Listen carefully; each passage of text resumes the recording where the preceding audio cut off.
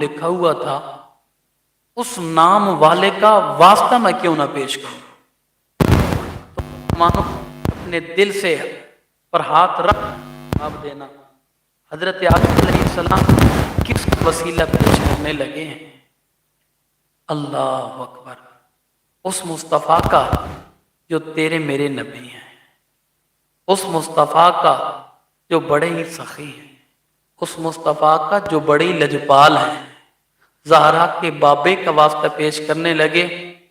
دل میں کہتے ہیں میں نے پڑھا تھا لا الہ الا اللہ محمد الرسول اللہ، یہ جنت کے دروازے پہ نام لکھا ہوا تھا، اس کا واسطہ پیش کروں اللہ قبول کر لے گا، کیونکہ میں نے اور کوئی نام نہیں دیکھا، ایک ہی نام دیکھا ہے، اس کا واسطہ میرے نبی کا نا۔